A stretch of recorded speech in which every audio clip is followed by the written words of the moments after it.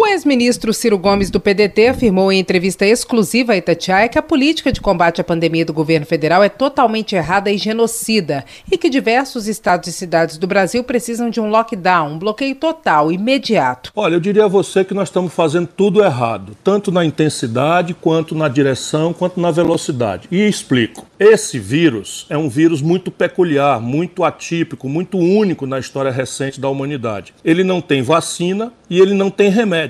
Toda e qualquer afirmação na direção oposta a essa constatação é mentira. E ele tem uma velocidade de propagação nunca vista. E o Brasil, infelizmente, está com a pior velocidade de contaminação do mundo inteiro. No Brasil, de cada pessoa contaminada, 3, número exato é 2,8, né, são contaminados. Isso é o pior número. E a pandemia só inverte a curva de aumento de velocidade quando você tem uma pessoa contaminando menos de uma pessoa. E isso, infelizmente, no Brasil está muito longe de acontecer, porque não tendo vacina e nem tendo remédio, a única forma de enfrentar essa contaminação assassina, veloz do vírus, é o isolamento radical. E o isolamento radical causa colapso econômico. Portanto, os governos têm que indenizar a população para que ela possa ficar em casa. E nós estamos fazendo o quê? Uma indenização picada em 3 vezes, em que a Caixa Econômica, não por ela, mas pelo governo, desorientado, virou o maior ponto de contaminação do país, porque obriga milhões de brasileiros para se habilitar a receber os R$600 3 vezes, né, em 3 prestações, quando devia ser unificado em uma, eles vão para a fila da Caixa Econômica se contaminarem. E aí você tem outro equívoco grosseiro que a desorientação do presidente da República está agravando de forma criminosa, na minha opinião. Qual é? A gente precisa lembrar ao Bolsonaro e àqueles que não querem raciocinar com a sua própria cabeça que nós somos 208 milhões de habitantes, Edilene. Se 100 mil pessoas precisarem ao mesmo tempo de leito de UTI, o Brasil, quando começou a pandemia, só tinha 44 mil leitos de UTI.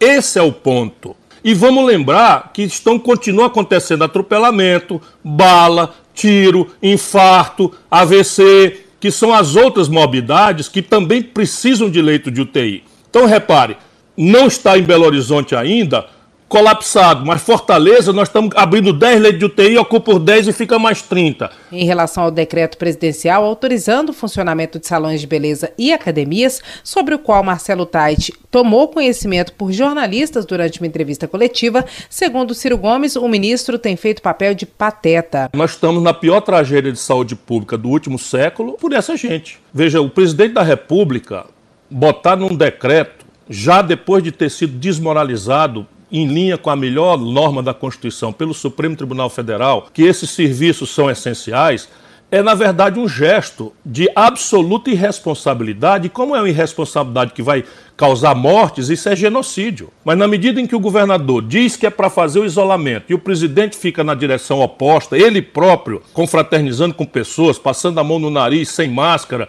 abraçando pessoas de idade mais elevada, enfim, ele simplesmente está praticando um crime de assassinato remoto contra a população brasileira. De maneira que, volto a lhe dizer, é um desastre. E esse cidadão que aceitou esse vexame de entrar no meio da pandemia, cego que só alguém que de fato não enxerga absolutamente nada, 2 dedos na frente do nariz, deixou que o Ministério da Saúde fosse ocupado por 7 militares. De novo, nada contra militares, mas onde é que foi o treinamento de um tenente-coronel, de um general, para enfrentar a pandemia? E esse cidadão vai sair, porque ele também está dizendo aquilo que desagrada o Bolsonaro, de que só tem uma saída, que é o isolamento social.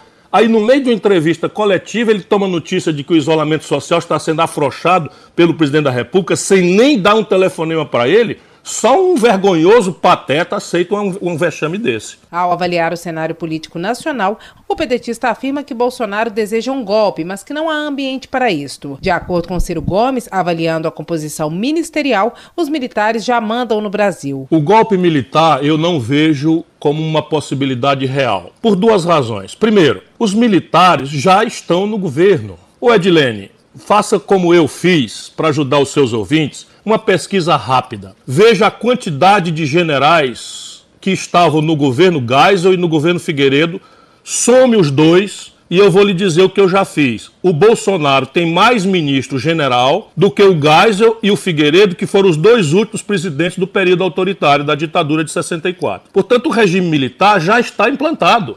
Em relação ao impeachment, embora entenda que seja péssimo para o país, ele acredita que deva ocorrer no ano que vem. Essa é uma probabilidade maior, mas não para hoje. Porque o impeachment é um processo jurídico e político. Sob o ponto de vista jurídico, ou seja, das leis, o presidente tem que cometer de caso pensado, ou seja, que a gente chama em direito dolosamente, o crime de responsabilidade que também é descrito na lei. E o Bolsonaro cometeu, ou tem cometido repetidamente, 3 crimes de responsabilidade. O primeiro, atentar contra o regular funcionamento das instituições da República. Segundo, o Bolsonaro atenta contra a autonomia da federação. Isso também é crime de responsabilidade. Então, quando o Bolsonaro sequestra, o governo federal, por ordem dele, sequestra respiradores que foram comprados e pagos pelo Nordeste brasileiro ou pelo governo do Ceará, ele atenta contra a autonomia da federação, comete uma violência jurídica.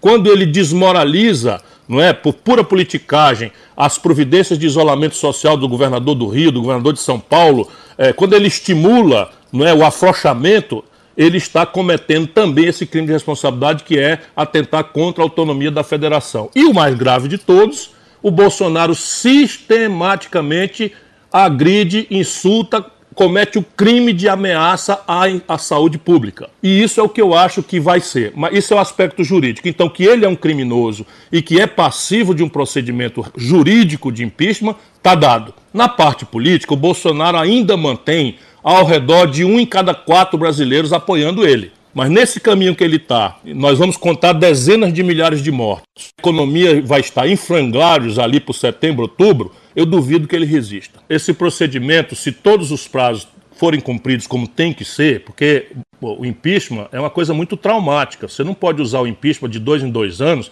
para resolver problema de voto errado. O impeachment não é remédio para governo ruim. Não é? Impeachment é um processo muito traumático que, sendo feito como tem que ser pela lei, demora pelo menos 6 meses. Então não é provável que no ano de 2020 isso aconteça. O senhor acha que o Bolsonaro tem medo das investigações da Polícia Federal em relação aos filhos dele, ou as investigações que possam existir, já que ele afirma que as investigações ainda não existem? Claro que existem. O que ele está usando é jogo de palavras. Hoje existe uma investigação, parte dela já foi divulgada pelo site Intercept, só que essa investigação, por isso que a mentira dele, que é a meia-verdade, é a pior mentira de todas, de que a Polícia Federal não está investigando o filho. Nesse momento ainda não, porque quem investiga o filho dele por rachadinha, ou seja, desviar dinheiro, roubar dinheiro do gabinete que ele ensinou os filhos a fazer, porque ele fazia. Eu fui colega do Bolsonaro na Câmara Federal, o gabinete dele ficava a 30 metros do meu. E o Bolsonaro obrigava 6 funcionários dele, que não existiam, a assinar fantasma, a assinar recibo, e ele botava o dinheiro no bolso. Entre no site da transparência da Câmara Federal e veja lá o Bolsonaro roubando gasolina, ou seja, pegando recibo falso para botar o dinheiro no bolso, de roubar gasolina. Esse é o Bolsonaro que eu sempre conheci. Como é que o senhor avalia essa crise no núcleo político? Primeiro a saída do Mandetta, depois a saída do Moro. O senhor acha que esses depoimentos de alguma forma podem incriminar o presidente da República ou prejudicá-lo? Como é que o senhor faz a leitura desse quadro? O Bolsonaro não tem nenhuma preocupação nem com o aspecto da saúde pública, porque um camarada que libera academia de rico, de ginástica de rico, para atender um eleitor rico, poderoso dele, que é o dono dessa Smart Fit, é uma pessoa que está pouco se lixando para o drama da população que está morrendo, que está perdendo seus parentes. Uma pessoa que sai para passear de jet ski no dia que o país atinge a macabra cifra de 10 mil brasileiros mortos. Essa é uma pessoa que não tem empatia, não tem luto, não tem sentimento de respeito pela sua gente. E esse é o aspecto da crise, que é a saúde pública, a pior crise em 100 anos. O segundo aspecto é que a economia brasileira está colapsando. Nós já entramos na pandemia numa situação muito precária. Não faltando nada, o Bolsonaro cria uma crise política em que semana sim, outra não, ele próprio dá um tiro no pé com uma única lógica: fazer politicagem com vistas a enfrentar os adversários potenciais que ele imagina que vai ter lá em 2022. Ou seja, no mundo inteiro a situação é tão grave que até a oposição se sente obrigada a cooperar com o governo, como é humano. Aqui no Brasil, Bolsonaro não fez uma única reunião com os governadores e agora abriu essa confusão com o Moro por uma única razão. Ele viu que o Moro estava sendo, como sempre, um covarde que estava encolhido enquanto ele enfrentava sozinho o obscurantismo de dizer tudo o que a ciência nega. Enquanto o mundo todo está pedindo isolamento, ele recomendando o afrouxamento, indo confraternizar com a população, chega dos Estados Unidos contaminado e vai cumprimentar as pessoas, não usa máscara, vai para as aglomerações, e o Moro, como um bom oportunista, sumiu. A imprensa dizendo, cadê o Moro, cadê o Moro? O que é que ele viu? O Moro está querendo se precatar, se proteger, para comer meu fígado na sequência, e resolveu botar o Moro para fora. Evidentemente que o pretexto que estava por trás também revela um governo da mamata, porque a causa aí é controlar a Polícia Federal, botar um amigo dos filhos que são investigados. O político elogiou o prefeito Alexandre Calil nas ações de enfrentamento ao coronavírus. Manaus já perdeu a conta até dos enterros. Já está fazendo vala comum em que a população sequer tem direito de saber qual é o caixão do seu familiar que está no meio daquela vala comum. Pará, Belém também já